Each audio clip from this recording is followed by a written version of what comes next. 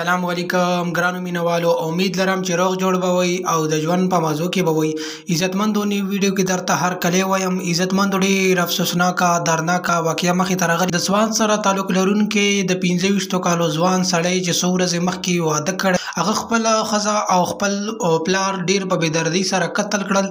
آیا دا یې ولې قتل کړل؟ مکمل معلومات تر سره ملګرو په دې ویډیو کې شریکوم او د دې باره کې د پولیس څه وینا د ملګرو زموږ سره په دې ویډیو کې مکمل معلومات تاسو حاصل کړئ. ملګرو ویډیو کتونه مخکې که تاسو زموږ په دې چینل روشنی کلیک کې نوي وئ نو زموږ چینل در سره ضرور سبسکرایب چې زموږ کومه نوې ویډیو راځي چې هغه تاسو ته زر تر زره دررسي. د دې سره د ټالۍ نشان هم ووایئ چې تاسو د تازه معلومات نه زر تر زره خبرېږئ.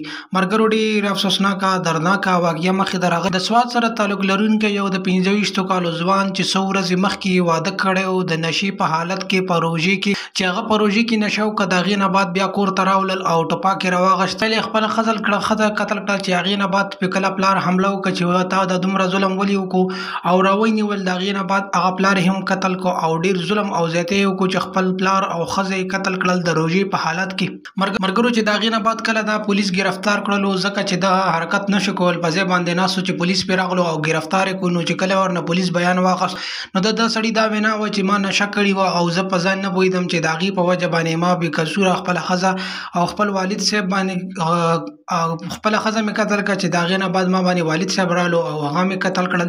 ما یقیني چې ډېر ظلم او زیاتی کړی دی، خو بس زه څه وکړم، زه په ځان پوه نه شوم د نشې په حالت کې هم چې د هغې په وجه ما داسې غلط کار وکړو او خپل ځان ته مې نقصان ورسولو بل چا ته مې نه. ملګرو دا ډېره افسوسناکه دردناکه واقعه شوې دی. ملګرو نورې معلوماتي ویډیوګانې لپاره چینل ضرور سبسکرایب کړئ. ډېره مننه، شکریه.